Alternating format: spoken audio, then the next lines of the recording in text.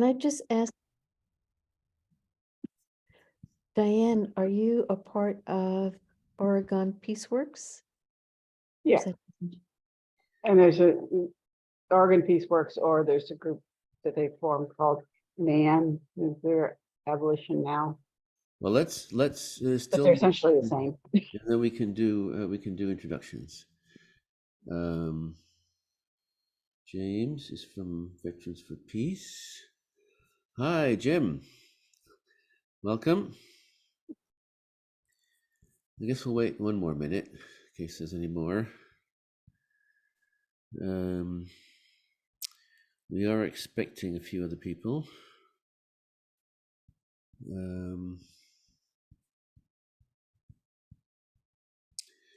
Well, let's just start. So let's do introductions very briefly. We'll just go. Well, each person can point to somebody to speak next. So I'll start. My name is Timon.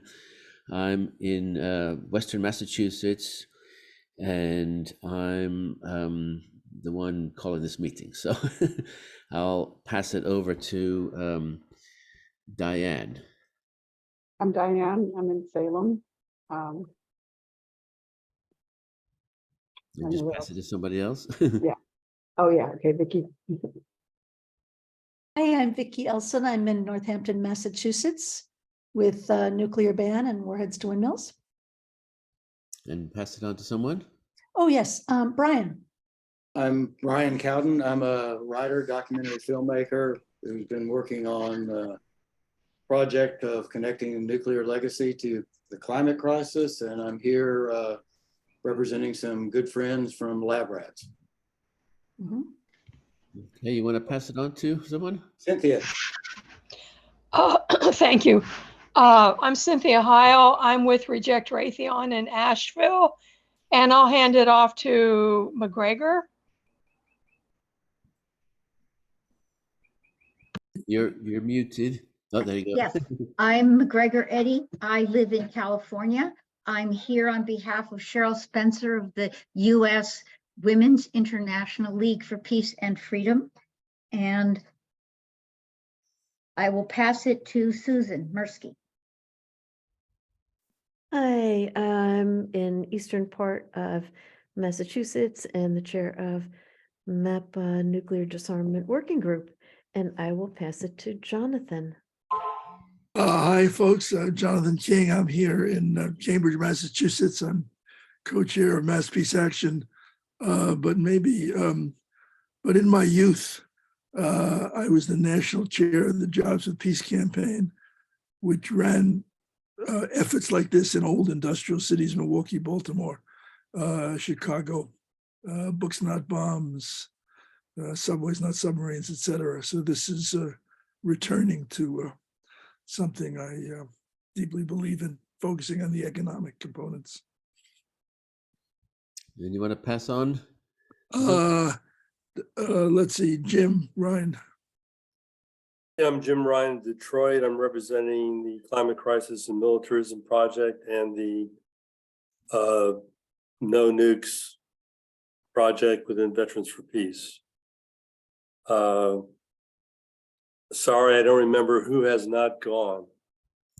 Lizzie, I think. Greetings all. Hi, Lizzie. I'm here in Florida with the Green Party, and I also work Green Party US, International, and Eco Action Committees. And let's see, did Mary Beth go? Hi, I'm Mary Beth Gardam. I'm with Women's International League for Peace and Freedom, US section. I'm here representing Nancy Price, who is our Earth Democracy Chair, but she's traveling tonight, so she couldn't join us. And I chair our Women, Money, and Democracy Committee, which also looks at the cost of war. And we just got Rosalie Anders. Yep. We're just doing introductions. You want to say who you are, Rosalie? Yeah, I'm Rosalie Anders. I'm involved with Mass Peace Action. Live in Cambridge. Great. Well, welcome everybody. And involved with the Twin Threats initiative. Right. So we do have apologies. I mean, several people that are here are sort of representing people who said they couldn't make it, from WILP, for instance, and Peter Burgell from Oregon. And we also we're expecting Kevin Martin from Peace Action National Office, Jody Evans from Code Pink, and Ivana Hughes from the Nuclear Age Peace Foundation. And David Swanson from World Beyond War. These have all signed on to be partners of this coalition. And I saw that the Green Party from Florida just signed on just now. It'd be great to have the Veterans for Peace Climate and Militarism Project, or the whole of the Veterans for Peace, or whatever branches want to be part of this, would be great. And any other organizations. We have a few more. We have a. This is a sort of a first national meeting, where we have a Massachusetts coalition that's been going for a little while, with some other organizations who aren't here tonight. 350 Mass, the Better Future Project, the Massachusetts Interfaith Power and Light, Climate Action Now. Those are all, and Trap Rock and the Nuclear Free Future Coalition. The first ones are all climate groups, and the others are nuclear groups, but we're all trying to figure out how we can work more closely together. So before we go, did you all see the draft agenda that I put out? Is there any other suggestions for the agenda? And would anyone like to take some notes? Oh, here's one more person. Anybody available to take notes? We're going to record it, but it'd be great if somebody was willing to take a few notes. And Robin, you want to just quickly introduce yourself? We've all introduced ourselves. You'll have to unmute first. Or ask to unmute. Yeah, well, Yep. Can you introduce yourself? I'm just introducing myself. Yeah. Where are you from, and what group? Yeah, well, I'm in Massachusetts Peace Action. Okay. Okay. Well, welcome. So, Thank you. does anybody feel up to taking a few very brief notes? Otherwise, I'll just do my best to. Oh, Vicky will. Thank you. Okay, great. So we've done the introductions. So the next item on the agenda was the purpose and goals of the coalition. So the first question really is, have you all had a chance to look at the website, the Warheads to Windmills.org website? It's got a, okay, let me, I'm going to share a screen so I can show you it. Let's see.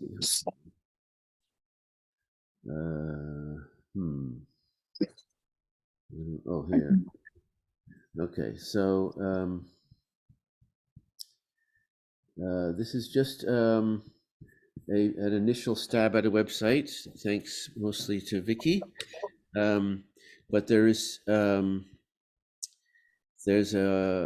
page which is basically our demand, or our goal as a coalition, to call on the U.S. and the other 8 nuclear armed nations to eliminate nuclear weapons and eliminate fossil fuels, basically. I mean, address the climate crisis, cut global emissions in half by 2030, and no more than the Earth can absorb by 2050, which is what they mean by net zero. So no more baby steps, no more excuses. So the coalition, the idea of the coalition is to focus on what we can do together to promote that demand. We have a page here in the website about coalition partners that we're trying to focus on organizations. We're trying to minimize the amount of extra meetings and extra work for people that are already so busy with all the other campaigns that everyone's involved in. But this says, organizations of all shapes and sizes are welcome to join as a coalition partner. There's no cost, but we're hoping that coalition partners will agree to circulate materials and help us get more people involved through your organization.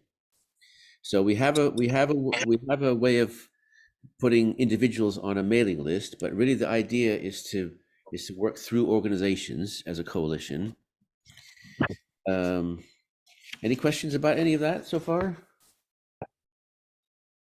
I just want to suggest that people who are not muted, mute themselves because there's noises coming through. Unless you are talking.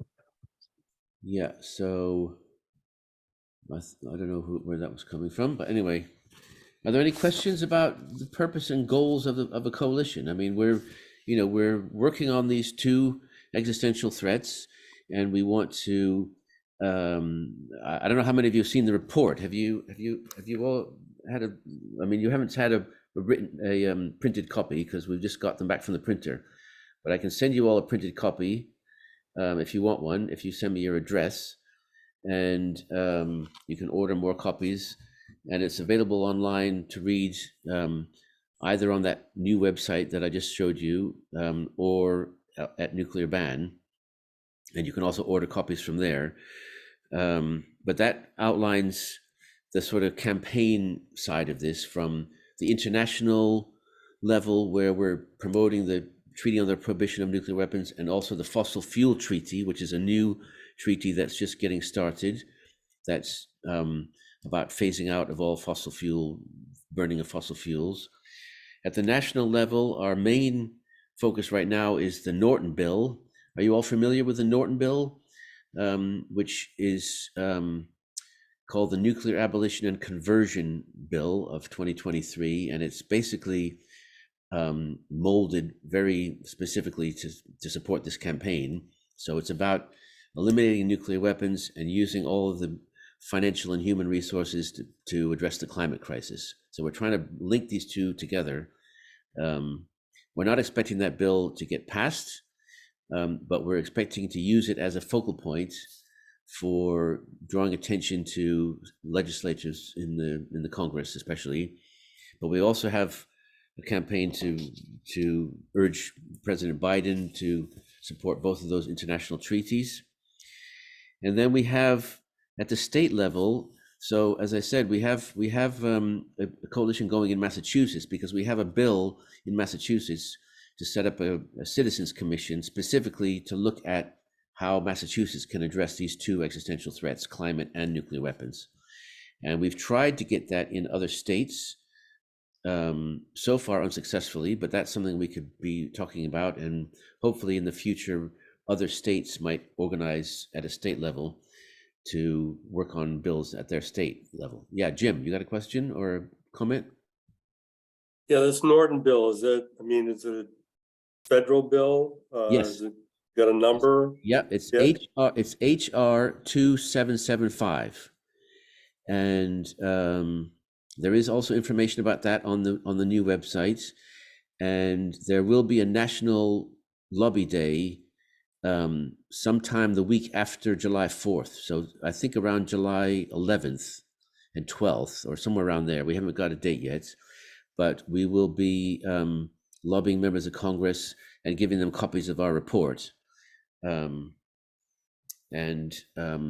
trying to, there's other bills at the national level, including the Earth Bill. I don't know if people are familiar with that, but that is a bill that's been put in again, these bills have no chance of passing with the Republicans in control of the House, and even with the Democrats in control. But anyway, the Earth Bill is a sort of follow up to the Green New Deal, and it calls specifically for moving to 100% renewable electricity and transportation and it doesn't focus on heating so much as on agriculture, but it's a very comprehensive bill that lots of organizations have worked on.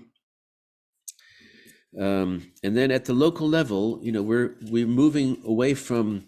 I mean, we don't, as I said, we don't expect Congress to pass any of these bills, even with the Democrats in control, because they're too much in the pocket of the big corporations, fossil fuel corporations, as well as the nuclear weapons corporations. And so our big part of our campaign going forward is going to be trying to push the companies with divestment and boycotts and other campaigns to shame them into doing something more than they're already doing. So, and that's where we can involve faith communities and college campuses and lots of other local organizations and groups. So that's the sort of campaign side of it. Are there any questions about other questions? Yeah, Susan. In this campaign and in the Earth Bill, which I'm not familiar with, do you address what I perceive the dangers of nuclear power? Well, that is a great question, and I don't think the Earth Bill mentions it, although it is focused on solar and wind. But we're in our Warheads to Windmills report, we call nuclear power a false solution, along with many others on the climate side as well as on the nuclear side. And we're trying to push for clean energy, which does not include nuclear power as a solution. But there are lots of different groups out there on both the climate and the nuclear side who have their own campaigns and their own procedures and policies, and we're just going to have to see how we go forward, which is where we come to next, which is about how we make decisions as a coalition about what we do as a coalition, because the bottom line is we're made up of organizations who are all independent and are going to do their own thing. Hopefully we can find a way of working more closely together, but we will have differences.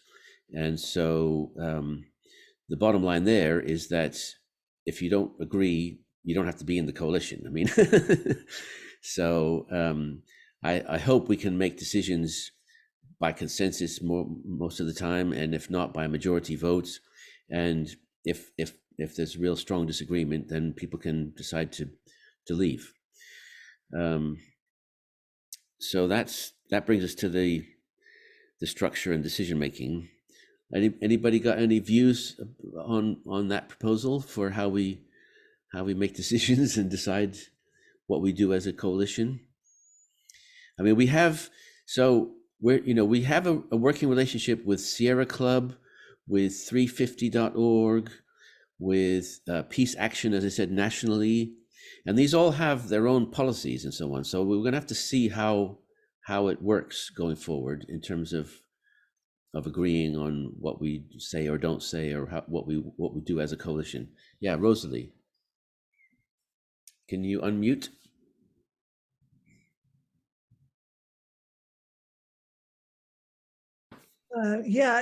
Just thinking that there are bound to be disagreements about tactics or, other stuff. So I feel like it's a little extreme to say, well, you could, just leave the coalition. I think we need to have ideally a way of being a coalition where people may not agree totally on everything. And I don't know how to do that, but Right. felt like you sort of, it shouldn't be so extreme. Well, I was saying as a last resort, you can leave. Okay. I mean, Okay. I think we should try to make consensus agreements about what we want to do going forward. And I think that in most cases we can do that. Yeah. I mean, I think it's important for everyone to have a look at the website, for instance, because we've already started putting things on there. Yeah. And if there's something you disagree with, or then that's the kind of thing we can talk about. But I also want to try to keep this as light as possible, without a lot of long meetings and lengthy email chains and so on. You know, everybody's got so much to do already. Yeah, We're going to try to see if we can keep this as light as we can. But yeah, Jonathan. All right, well, since you're clearly describing this as a coalition, that's a coalition is a coalition of organizations.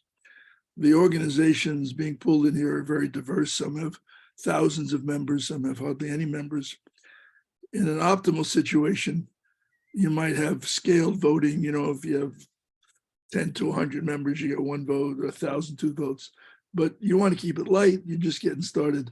I'd say let's just constitute a governing council, and people are there representing an organization, not individuals.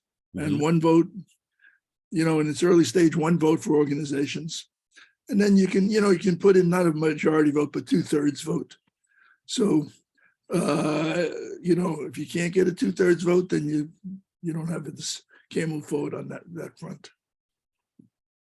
Yeah. Okay. That's a good proposal. Jim? Yeah, I just want to make a comment. I had the good fortune of being at a anti-IPEC.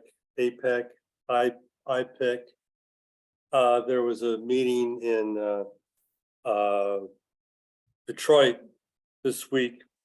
A bunch of economists are getting together to discuss the next version of the TPP, whatever.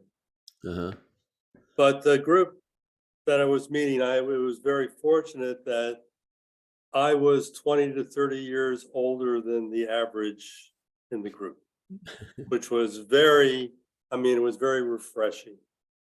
And I think before any like major pronouncements of this coalition is put out there, that serious effort is made to incorporate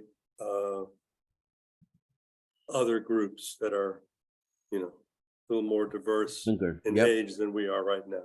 Yep. Well, we've been reaching out to the Sunrise Movement and also Fridays for a Future, which are both, you know, young, totally young dominated, but haven't got them on board yet. But I hear you totally. Now we've just got 2 new people. Would you like to introduce yourself, Kathy, who you are and your group or where you're from? Yes, hi, I'm Kathy Gilbert from the Green Party of Florida, and I'm sorry that I'm coming late. I meant to be on at 7 o'clock. Okay, great. And somebody's called iPhone. Who is that? This is Henry Lawrence from the Green Party of Florida. Okay. So just to be clear about voting, I mean, there's something on here that says what WILP does, but I think you know, we'll try to work by consensus where possible. If there are disagreements, Jonathan was suggesting a 2/3 majority vote. But I think, just to be clear, we're talking about organizations who have signed on as partners of the coalition. So, for instance, you know, there's 3 people here from the Green Party of Florida, but that's one vote as a partner organization. And Veterans for Peace is not yet a partner, so they would not get a vote, as it were. So, if it comes to that kind of thing, we want commitments from organizations that they're actually part of this, and then they would obviously have a vote. And we can certainly aim for 2/3. As I said, I think we should aim for consensus as far as we can, and if not, let's try 2/3. Did you still have your hand up, Jonathan, or are you? No, okay. Does that sound good to people in terms of decision making? Yep. Diane, are you saying yes, or you have a question?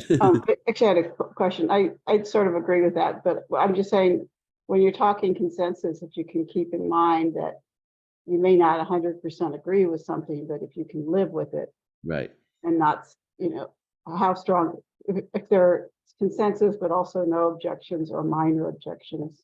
Yeah. Just for everybody to keep that kind of in their mind. Thank you. That's a very helpful clarification. Good. Okay. Well, I mean, just to be clear, I'm facilitating today because I set up this meeting, but we can also rotate facilitation. We can rotate note taking. We can have if we get a lot of organizations, we can start thinking about different committees or whatever. I don't think we're big enough for that yet, but as I said, we do have a Massachusetts level coalition, and we have this national one, and we might want to say, well, for national issues, the national organizations that have a national reach are the ones that make those decisions or whatever. I don't know. We can work our way towards that, but I just want to be clear that nuclearban.us, which is sort of launching this, is offering my time, Vicky's time. We have an intern full time for the next couple months.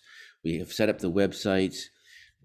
We have not unlimited resources by any means, but we have the money to put into this to make it happen for now, including the booklets that we've printed. We're doing a full-scale version of the report, which is going to come out in June. And we've done a lot of work on the Action Network letter writing templates and things like that, which we'll go on to in a minute.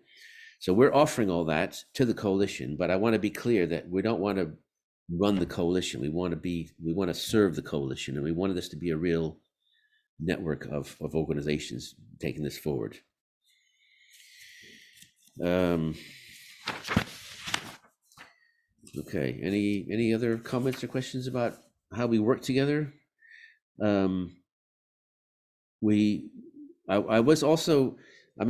personally am totally zoomed out and meetinged out already, as I'm sure many of you are. And so I want to keep this meeting to an hour at the most. And I want to sort of have as a principle that we're going to keep all of our meetings to less than an hour, and not have them too often either.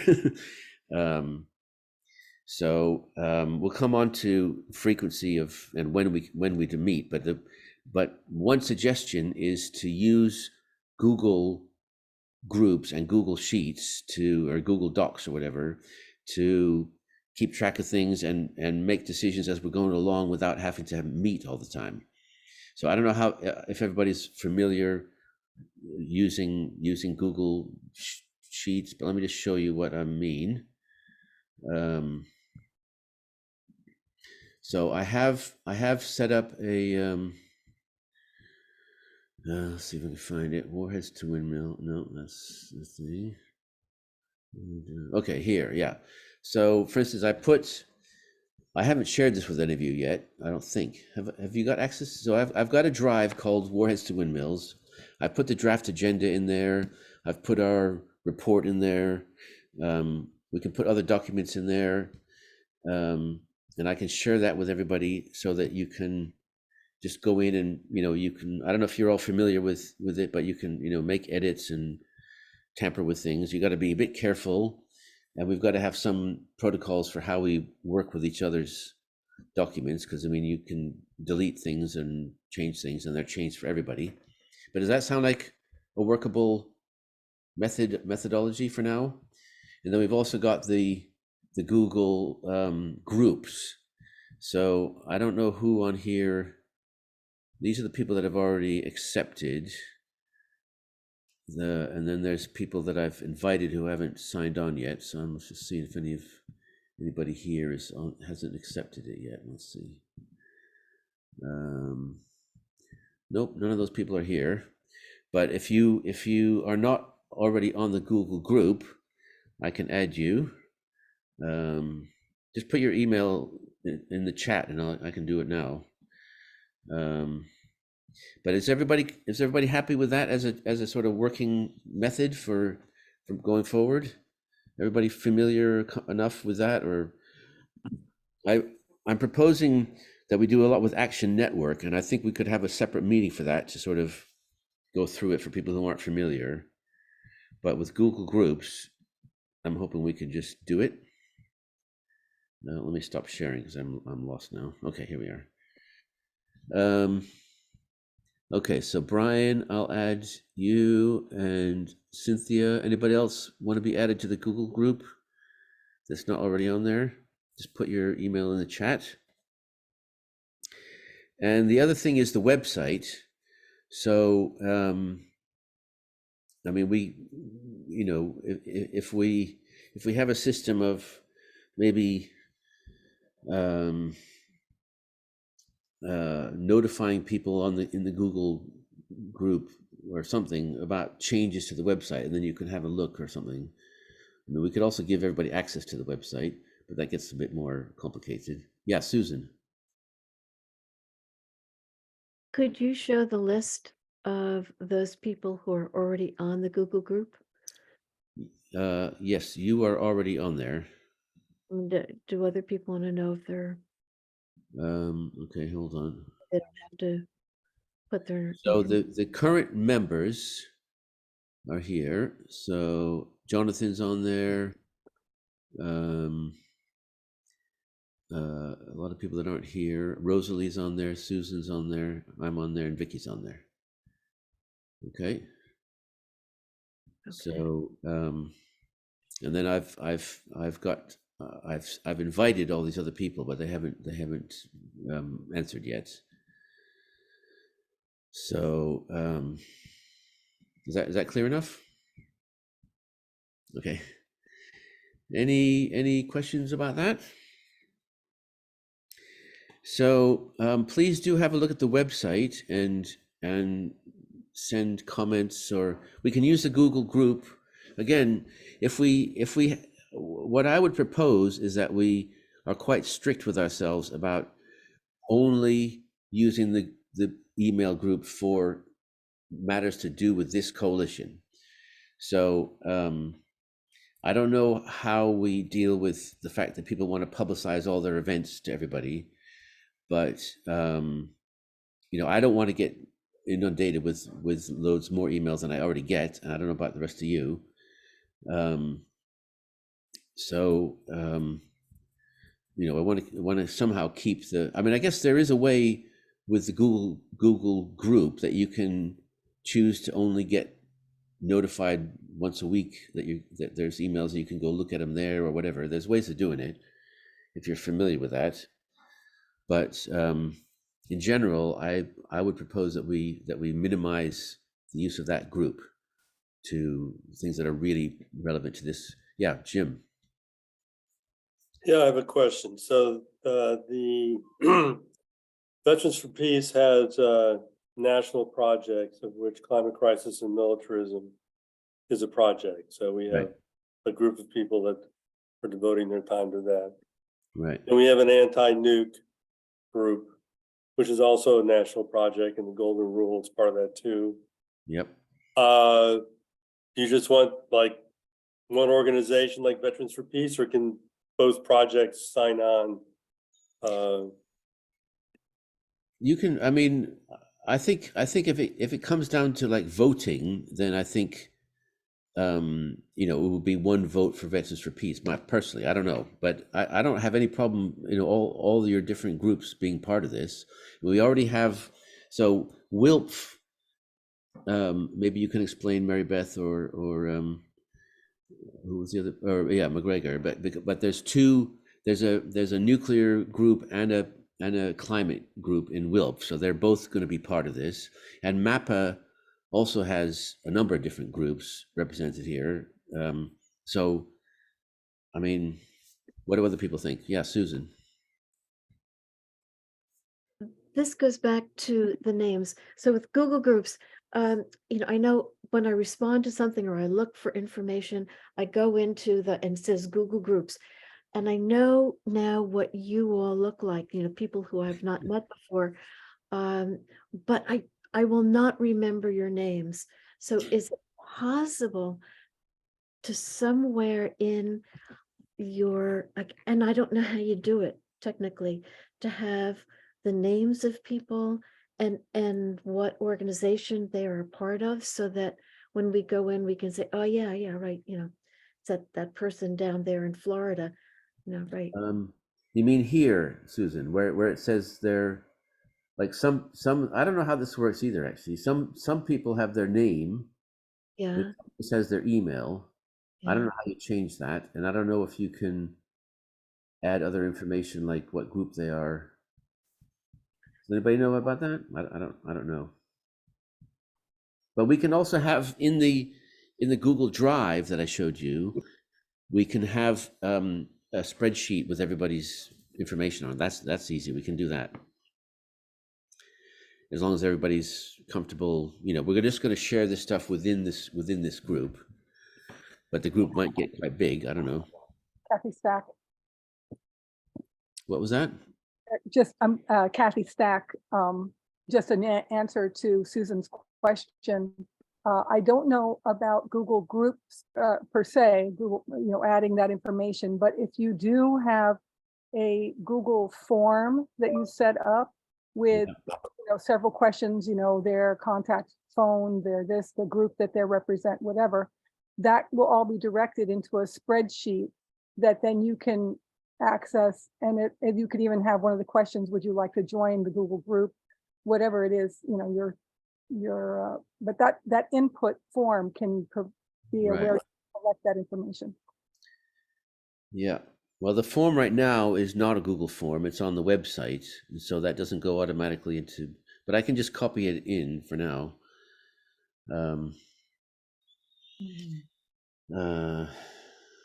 Yeah. You could put the names and organizations and contact information in the notes for each meeting so that everyone has access to it. Yep. Okay. Any other questions or comments about the Google group, Google Drive? We'll go back to the Action Network quickly. It's 22. Let me share the Action Network. Hold on a second. I don't know who on here is familiar with this and who isn't, but this is, and I'm only recently familiar with it, so I'm a newbie, but it's very cool in my opinion. Can everybody see that where it says Action Network, US Reps? Yes. Okay, so there's several things about this system that I like. One is that you can all sponsor this is a letter writing campaign to members of Congress, and you can all get your organizations to be a sponsor if you're signed up with Action Network. And if you're not signed up, you can easily sign up, and it doesn't cost anything initially. I'm paying $10 a month for this more advanced service, but it's still pretty cheap. But so the different organizations can sponsor, and if you put your organization in the system when you become a sponsor, and you put this out either in an email to your members or on your website or in a tweet or something, it automatically sends people to your organization, not to anybody else. So it means that each organization like MAPA or WILP or whoever keeps their own mailing lists and their own, lists of people that support them. We're not trying to get other people's lists. We're not going to be raising money. We're not going to be doing anything with people as a coalition. We're trying to, this system allows us to keep those all separate and still be using the same letter system. But the other thing that I really like about this is, let me just show you in this case. So this is a letter asking for support for the Norton bill. However, it depends on who the representative is, what we say to them. And I've spent a lot of time writing. You can see here, there's 16 different versions of this letter, and they're each targeted to a different set of representatives. So here, I think this is the one for Republicans. Yeah, so these are all the Republicans. We don't care so much about targeting them. They're all pretty much the same. So their letter says, you know, it gives some sort of Republican reasons why they should support nuclear abolition. But if you go to another version, so here's version 4. Okay, so this, I can't remember offhand, but I mean, I think this is people who have, this is people who have signed the ICANN pledge, but did not yet support the Norton bill. And the Norton bill, I don't know if you're familiar with the ICANN pledge, but it basically says, I support my country signing the Treaty on the Prohibition of Nuclear Weapons.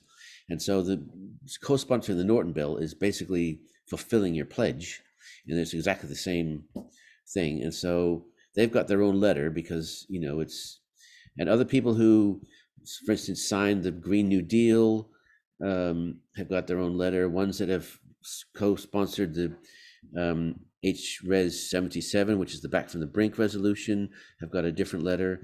So it allows us to make lots of different versions of the letter, and they're automatically, whoever signs on gets that, you know, they have to put their address in, and it goes to their representative with that letter targeted to that representative. So it's a great way of being able to push out around the country letters that are going to be targeted, and our goal really is to get different organizations who are willing to put this to their members and get them to be writing these letters. And of course, we want them to be making them as personal as possible, but you know, having a template that already gets them started is one. Oh, you couldn't see that on the screen? Mary Beth is saying you couldn't see it on the screen. Oh, I couldn't see the individual letters and, you know, identifying information from it. I'm sure if I went to the website, I probably could, but. Well, no, this isn't the website. This is a different thing. This is the Action Network. Yeah, the Action Network. Yeah, so what I was showing you up here at the top, do you see all these letter campaign, letter version 1, version 2, version 3, version 4? Do you see that? Yes, but do they say what the target is or what the content is? So then down here, this is the sort of explaining what we were asking them to do. And then here is the targets. So you click on there, and this particular letter just goes to 3 people right now, because those are the ones that signed the ICANN pledge. I see. But some of the other ones, you know, I showed you one that goes to all 225 Republicans, and there's others that go to, and then down here is the actual letter. So they can edit the letter, but this one says, "Thank you for signing the ICANN pledge," which is a commitment. Please now fulfill that commitment by co-sponsoring the Norton bill. Okay. You see what I mean? Yes, thank you. So that's, and we've done that with a letter to President Biden. We've done that for state representatives. So we can target them for different states. We've done Massachusetts, but we can do other states as well when we get to that point. So as I said, any groups that are not familiar with the Action Network and want to join it, we could have a separate little session and just go through the process. Who on here is not already on Action Network? Because I know MAPA is, I know WILPF is, probably Veterans for Peace nationally is, I don't know. I don't think Green Party of Florida is. Yeah, no, I created it, remember, for the letter to Biden. So we're on there for this, on there? and Okay, cool. we'll just add the coalition. But Kathy, it's on our webpage, on the first thing on our webpage for people to sign now. Thank you, Lizzie. I know the petition and I didn't realize. Okay, check. Great. I don't believe we're on it. I don't know if Oregon Peace Works is, but yeah, why not? I don't know as I anything said, about it. you can join for free as a small group and at least be able to do these letters. Yeah, Vicky. I just wondered if Mary Beth's question was if the letters are labeled things like, you know, signed the ICANN pledge, but has not sponsored Norton, or Republicans, or, you know, if they're labeled that way. Was that your question, Mary Beth? I wasn't sure. Yeah, I didn't know whether you have to read the whole letter to figure out the difference between the numbered letters. Yeah, so this is all the back end side of it, which I've done already. I mean, if you want to tamper with it, we can talk about it, but basically that's done. And so when you ask somebody to write a letter and you give them that link, they have to put their address in, and it automatically gives them the letter that goes to their representative. You see what I mean? So they don't have to worry about any of that. But It's if we just about which letter are you sending them? I wouldn't want to mistake and send the wrong letter. yeah, you just send them the link and they automatically get the letter. But we can have another session on that if you want. Because I think it's a great tool, and there are other tools, but that's one that we can use. And I want to move on now. We can set up a time to have that conversation, more detailed conversation about the Action Network. But I want to move on to meetings. How often, when? I've already said I want to keep them short. But I've already had a request from WILP because they have meetings on the second Sunday and the last Sunday of the month. Is that right? So this is the third Sunday. Is this a good time for people? Or, I mean, obviously we don't know about the people who aren't here. I could do a Google, what do you call it? A doodle. But what do people think about meeting like once a month or less frequently, more frequently? Once a month. Once a month? Easy to remember. Easier to remember. Okay. Any other votes on that? I like that. Okay, once a month. And I mean, does the third Sunday of the month work? I mean, we have people in different time zones as well. So, does this work for the West Coast people to be 4 o'clock in the afternoon? East Coast, 7 p.m. East Coast is fine. It's the third Sunday is usually the Nuclear Disarmament Working Group, which Oh, it is. has an hour and a half. Right. And you were just on that meeting. Yeah. And that was a short meeting.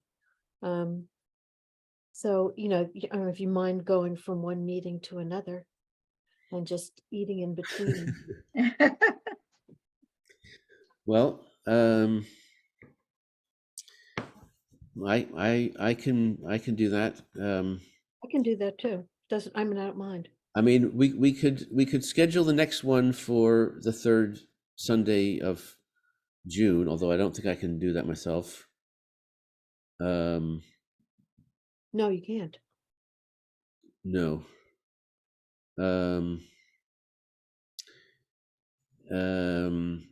But maybe we should do a doodle poll because there are people that aren't here who maybe couldn't do it on this time on a Sunday. Is there any other suggestion of a time that works for people? Like, the second Tuesday or something, or the first Monday, or? We used to have no first use meetings on late Friday afternoon at 5. And then that meeting got merged with the Back from the Brink. So that slot is not used. But okay. Well, some people like Friday afternoon. Some people think it's bizarre. Well, that would be 2 o'clock on the West Coast, so that's kind of early. Yeah. No, are people? Diane, you got a view about meetings on times on the West Coast? This time works for me, and I don't know why it didn't work for Peter.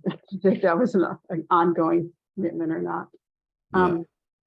So I think a poll is probably the best way. I mean, I don't think you're going to get something that's going to work for everybody. No. Well, the other thing is we can change it, but then it's harder to remember. And yeah. Why don't we just say by general agreement here that in the interim period, you and Vicky, who have launched this effort, that you're the co-chairs of this committee, so you need to be at the meetings. And then if we have agenda items, we send them to you. And can trust that they'll get in, and then Okay. you got a whole structure in place. Call it Okay. an interim structure. Okay. And we trust that Vicky will rein you in if necessary. Okay, so the third Sunday of June is actually the 18th, not the 25th. Yeah, which is Father's Day. Right. But is that not a good day? Well, we have the golden rule coming, Okay. big plans, right? Okay. We'll Well, make it the last Sunday of the month. so if or it's the fourth. 25th, it'll be right after the MAPPA meeting again. But It's okay if that works for you guys, if it's at 7. 7. And then we just 7. press Susan to keep the nuclear disarmament meeting Yes, please. by 6:30. Half-hour break time. That's not bad. Okay, so unless we put out a all points bulletin that we have to change it, it'll be 7 p.m. Eastern time, Sunday the 25th, and we'll take it from there. And we can maybe do a doodle and see if other people that aren't here tonight, can't do that time at all. How does that sound? Any other thoughts? We're keeping this to 55 minutes so far. We're good. Yeah. Sorry, Martha joined us. Do you want to introduce yourself quickly?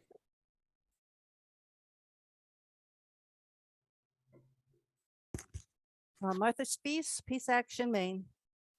Thank you. Well, Vicky's taking notes, and we've also recorded it, so we'll send those out. And thank you all for coming. Any other final thoughts? Nope. Good. Okay. Yeah. Thank I you. just wanted to mention that nuclear weapons are obviously extremely insane.